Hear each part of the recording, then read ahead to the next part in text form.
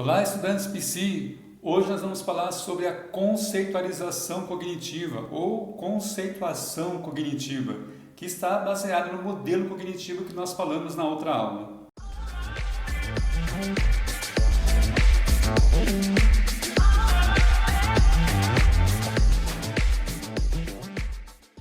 A conceitualização cognitiva é a formulação do caso em termos cognitivos. E ela deve acontecer desde o primeiro contato do terapeuta com o paciente até a última sessão. É uma forma, então, de compreensão do caso a partir da perspectiva e do modelo cognitivo. Ela está embasada na concepção cognitiva dos transtornos emocionais. Qual é o foco primário da conceitualização cognitiva? São os fatores cognitivos e comportamentais que mantêm o comportamento do paciente, que mantêm as dificuldades emocionais, as crenças, os pressupostos, as vulnerabilidades da personalidade, os traumas e as antigas experiências e vivências do paciente, as situações que contribuíram para que o paciente tivesse o problema que ele tem atualmente. A conceituação cognitiva é uma das habilidades mais importantes que o terapeuta cognitivo deve desenvolver. E ele precisa dominar essa técnica. Isto porque, para um planejamento adequado e eficaz da terapia, um bom entendimento, uma boa compreensão das distorções cognitivas e dos comportamentos mal adaptativos do paciente é crucial para o tratamento. Por isso, o objetivo principal da conceitualização cognitiva é melhorar o tratamento, melhorar o processo terapêutico. Dessa forma, vai auxiliar o terapeuta e o paciente na obtenção de uma compreensão mais ampla e profunda dos mecanismos cognitivos e comportamentais do paciente, em vez de ver o paciente simplesmente como uma coleção de sintomas e diagnósticos psiquiátricos. E para a formulação cognitiva nós devemos considerar esses seguintes aspectos: o diagnóstico clínico do paciente, os problemas atuais e os fatores estressantes precipitantes desses problemas atuais, as aprendizagens e as experiências antigas que contribuíram para o problema atual, a predisposição e o histórico familiar. Nós sabemos que muitos transtornos têm uma predisposição genética. Os pensamentos automáticos, as crenças intermediárias e as crenças centrais, que fazem parte do modelo cognitivo, as estratégias comportamentais do paciente e a percepção que ele tem sobre si mesmo, sobre o mundo e sobre o futuro, que é a tríade cognitiva. Este é um modelo de diagrama de conceitualização cognitiva que nós podemos preencher durante todo o processo e reformular quando for necessário. Deixei este modelo na descrição desse vídeo. Gostaria de apresentar também alguns dados sobre a conceitualização cognitiva. Este caso foi descrito no livro Psicoterapias Cognitivo-Comportamentais, um diálogo com a psiquiatria. Neste livro, eles apresentam um caso, no capítulo 9, que tem justamente o nome desse vídeo, conceitualização cognitiva ou conceituação cognitiva de um caso adulto, e eles descrevem as características da paciente. E aqui eu trouxe então as crenças centrais, intermediárias e pensamentos automáticos dessa paciente que está descrito no livro.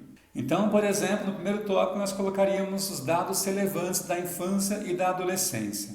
E neste caso, foi possível identificar que essa paciente era fruto de uma gravidez indesejada, tinha histórico de violência física e psicológica por parte da mãe dela. A mãe dela era muito religiosa e muito rígida na educação moral e sexual da filha. A mãe também tinha um histórico psiquiátrico com crises de agressividade, o pai afetuoso, e ela tinha um bom histórico de desempenho escolar, desempenho acadêmico. Quais são as crenças nucleares dessa paciente? Sou vulnerável, sou solitária, sou uma alienígena, não sou amada, sou incompetente para lidar com a dor, sou inteligente, sou esforçada. Então percebe que as crenças nucleares também estão ligadas à tríade cognitiva, a percepção, a avaliação que o sujeito tem sobre si, sobre o mundo e sobre o futuro. Nessa perspectiva de como ela é, onde como as coisas são. As pessoas me abandonam, os outros são perigosos, a percepção dela sobre os outros. O futuro é assustador, o futuro depende de como lidarem comigo, no caso a percepção dela. Então aqui dá para avaliar as crenças nucleares dela e identificar essa percepção eu, mundo e futuro. Nesses dois quadros nós temos as crenças intermediárias, que se formam a partir de pressupostos, regras e atitudes, e as estratégias compensatórias da paciente.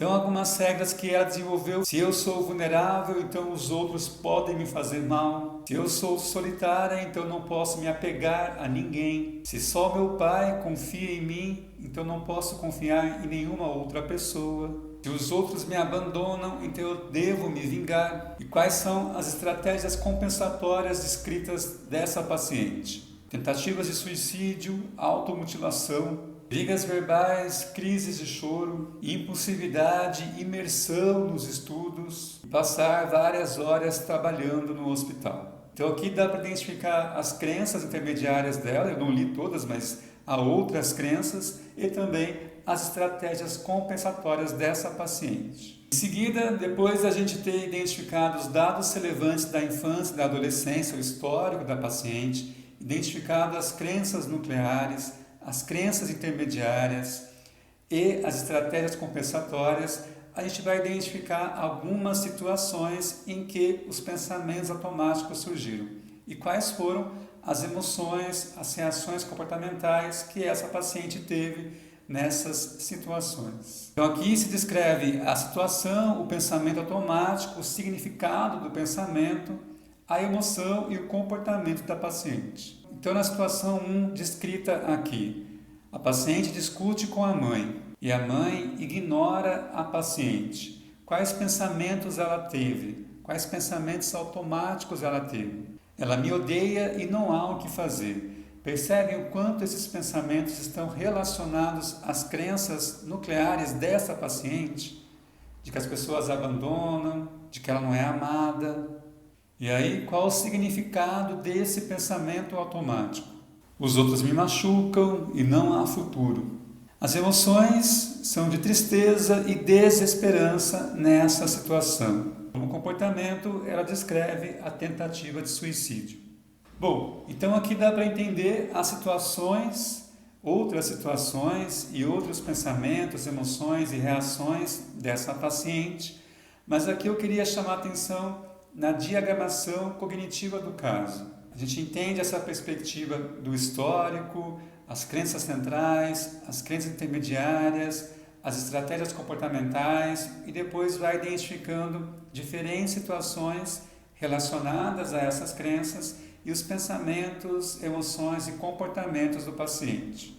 Bom, então nesse vídeo nós falamos sobre a conceitualização cognitiva, que é uma forma então de formular o caso no modelo cognitivo. Eu espero que tenha feito sentido para você e a gente se vê.